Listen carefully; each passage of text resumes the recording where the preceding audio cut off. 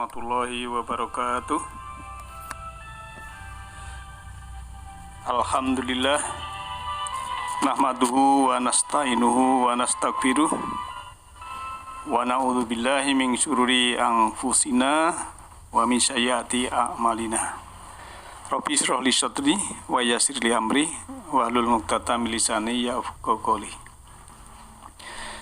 Ikhwanidin, kajian Majelis Taklim Nurul Huda yang insya Allah dirahmati oleh Allah Subhanahu wa Ta'ala.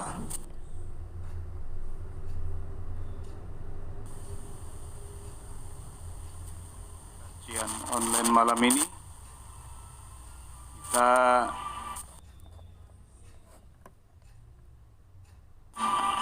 membahas sedikit berhubungan dengan Ramadan, karena ini menjelang Ramadan.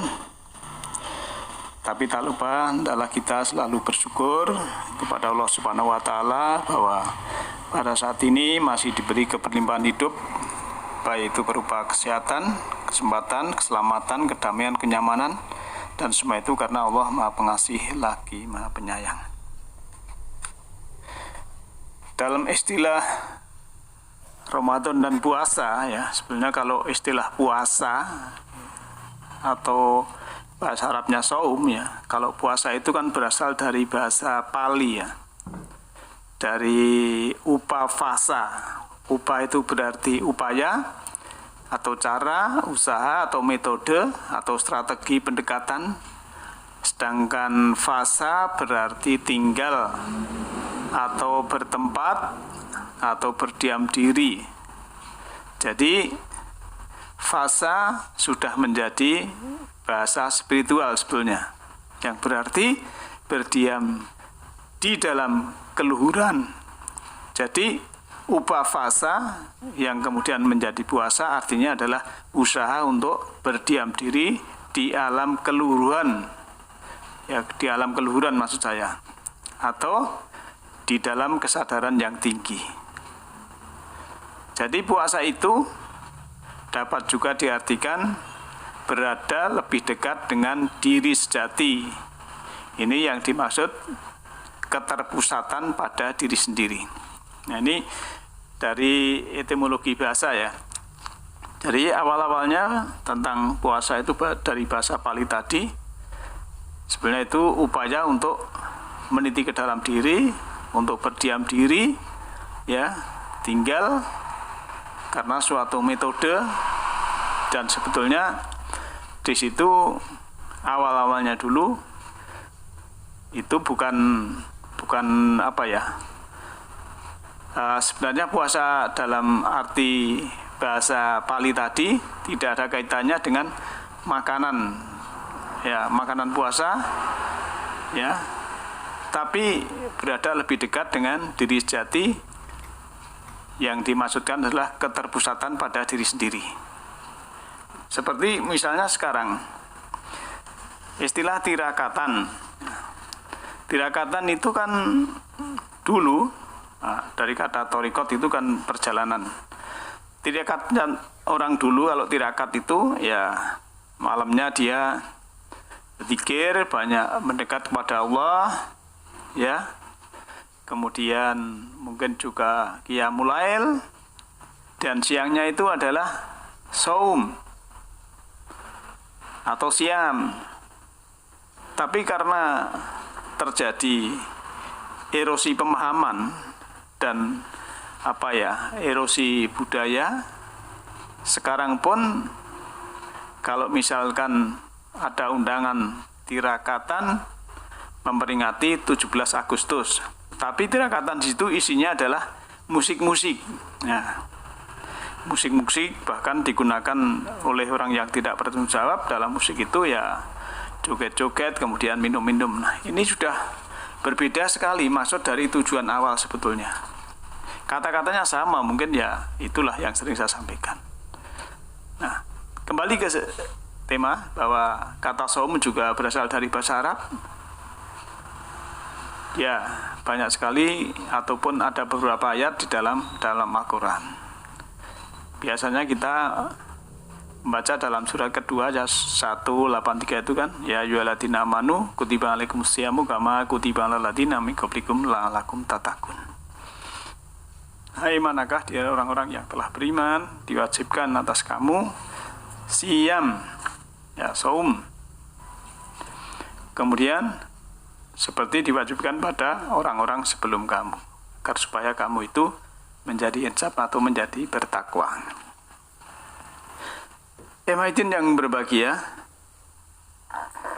kalau kita melihat dari beberapa keterangan, saum itu untuk apa? Memang menurut ayat tadi adalah saum itu adalah untuk menjadikan manusia itu bertakwa.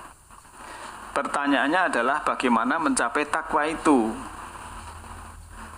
Nah, jawaban atas pertanyaan ini sebenarnya kriteria takwa itu banyak sekali dalam Al-Quran tuh.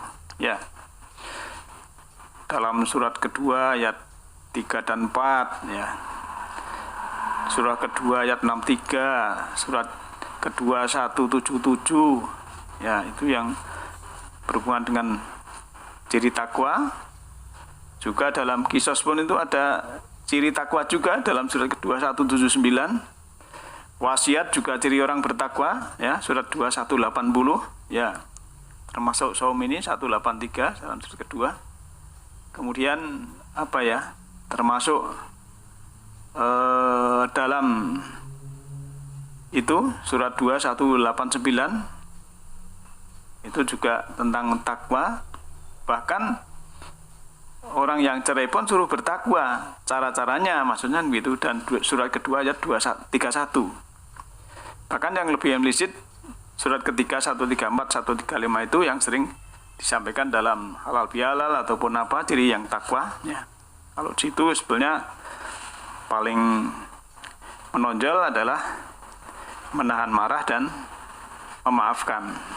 Ini kunci sebenarnya, kunci dalam hidup kita. Kalau kita sudah bisa menahan marah dan memaafkan yang lain, itu sangat luar biasa. Sudah dalam puncak spiritual itu kan. Biasanya orang kan dendam, sulit memaafkan kan begitu. Tapi yang saya akan sampaikan ya, kalau dalam surat kedua ayat 34 itu kan penjelasan sudah hafal, tapi yang di sini surat kedua 63 ya. Surat kedua 63 itu kan kalau kita melihat sebenarnya itu cerita daripada Musa, tapi itu ada hubungannya dengan takwa juga ya.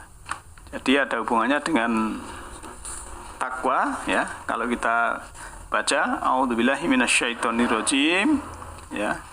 Surat kedua ayatnya 63. Wa id akhadna misaqakum wa rafa'na fawqakum muttur.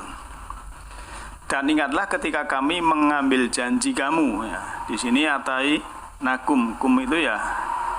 Kalau dulu ya bisa saja Bani Israel, Musa, tapi kalau sekarang yang membaca ayat ini atau yang mendengar ayat ini, nah, di atasmu seraya berfirman ya. Di sini firmannya apa? Khudhu ma atainakum biquwatin ya. Pegang teguhlah apa yang telah kami berikan kepadamu. Wadkuru ma fihi la'alakum tatakun. Dan ya, ingatlah yang ada di dalamnya agar kamu bertakwa. Nah, hadirin yang berbahagia, dalam surat kedua ayat 63 ini kan kalau kita melihat, dan ingatlah ketika aku mengambil janji darimu lalu angkat ya. Ya, di situ kan ayatnya berbunyi warofakna ya. Fauqakum di atasmu tur ya. Tur itu diartikan gunung biasanya, tapi dalam bahasa hakikat atau ayat ini kalau kita lihat dari muhtasabiatnya adalah kesadaran, puncak kesadaran. Jadi, dan ingatlah ketika aku mengambil janji darimu lalu aku angkat kesadaranmu. Peganglah teguh apa yang aku pertunjukkan ya, peganglah teguh ayat tadi yang ditunjukkan tadi ya, kepadamu, dan ya, ingatlah selalu. Ya, yang ditunjukkan tadi apa? Suruh mengingat selalu apa yang ada di kesadaranmu agar kamu bertakwa. Nah, jadi menurut ayat ini ya, salah satu takwa itu adalah suatu prosedur yang dimulai dengan satu mengambil janji. Ya, janji kita kepada Allah apa saja. Maka dalam surat 5 ayat 1 itu kan, ya ayyuhalladzina amanu aufu bil uqud. Ya, orang-orang yang telah beriman, tetap tepatilah janji-janjimu, kan begitu. Satu, mengambil janji. Yang kedua, diangkat gunung atau kesadaran sampai mencapai puncak kesadaran. Ya. Kemudian yang ketiga, di puncak kesadaran itu, di tur, itulah Allah akan menunjukkan tandanya yang paling besar. Apa tandanya yang paling besar? Tiap orang berbeda-beda karena ini pengalaman spiritual. Ya. Jadi dalam Allah menunjukkan ayat-ayat ini, memang ini tiap masing-masing kita berbeda karena ini pengalaman spiritual. Allah akan menunjukkan kalau kita dalam puncak kesadaran kita. Karena kita sudah mengangkat kesadaran kita. Dan kalau Allah sudah menunjukkan, kita disuruh apa? Wadkuru, ingatlah selalu apa yang Allah tunjukkan itu. Dalam arti kita harus tajalli. Ya, barulah takwa tercapai. Jadi, puasa atau saum itu sesungguhnya adalah upaya untuk mencapai puncak kesadaran, sehingga manusia selalu dalam keadaan eling dan waspada. Ya, berpusat pada diri sendiri, sehingga berdenyut, bergetar di sumber energi murni yang ada pada diri kita. Sehingga nanti kita bisa menyaksikan 1000 bulan, menyaksikan pusat semesta pada diri sendiri, dan itulah yang disebut nanti Lailatul Qadar. Ya, puncaknya puasa dan saum adalah memperoleh hidangan dari langit ya, berupa rohani, dan itulah yang disebut nanti Al-Maidah atau hidangan dari langit. Idul Fitri dalam arti hidangan dari langit itu adalah untuk jiwa kita. Surat 5 ayat 114 itu. Nah, itu yang berbahagia, kalau kita sudah demikian, jadi secara syariat ya, kita fajar sampai maghrib ya melaksanakan seperti itu. Kemudian secara hakikat kita juga paham ternyata ending dari takwa juga ternyata itu untuk perjalanan spiritual kita. Karena kalau kita tidak mengerti dari hakikat suatu yang kita kerjakan, yaitu namanya kita hanya ikut-ikutan. Sebab potensi yang ada pada jiwa kita ini, ya, dalam kesadaran jiwa ini, satu-satunya yang berharga dalam hidup ini adalah intuisi atau melihat ke dalam. Jadi jiwa yang tajam, cerdas itu tidak mudah tersinggung. Sudah memaafkan, sudah berarti orang yang takwa, bisa menahan marah, ya, bisa memaafkan, kan begitu. Nah, kenapa kalau Allah itu memberikan hidup dan mati ini adalah ujian? Ya, kenapa kematian ada? Karena ada kehidupan yang harus kita syukuri. Ya, kenapa sakit itu ada? Karena sehat itu karunia, fadilah dari Allah. Ya, kenapa marah itu buruk? Karena tidak marah itu nyaman, damai, tentram. Ya, dalam hidup itu banyak peringatan-peringatan bagi yang bisa menangkap ayat sebagai pelajaran, karena menjadi perjalanan spiritualnya. Jangan sampai ada ayat dilewatkan.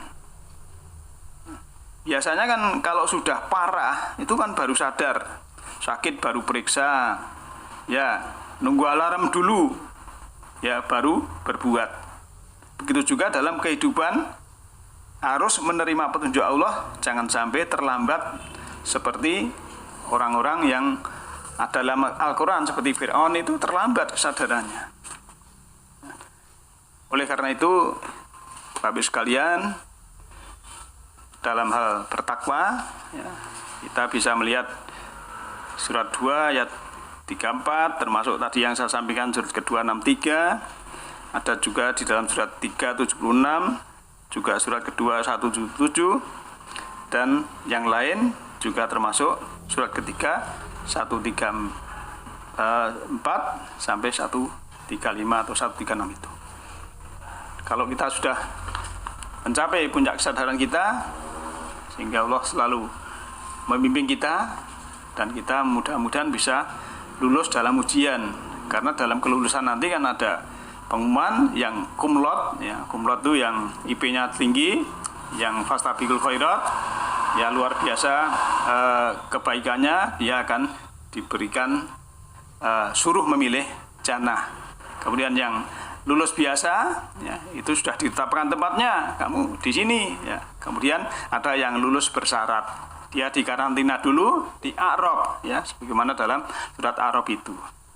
Dia bisa melihat nar, bisa melihat jannah.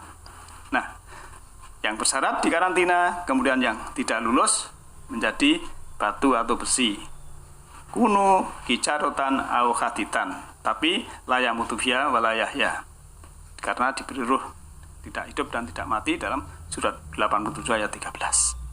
Nah, mudah-mudahan kita menjadi manusia yang nanti bisa lulus, dan Allah membimbing kita akan menjadi orang yang sadar selalu dan selalu di dalam garis hukumnya. Demikian malam ini, lain kali kita bisa sambung lagi. Nasrun minallahi faqum qarib. Alhamdulillahirabbil alamin. Assalamualaikum warahmatullahi wabarakatuh.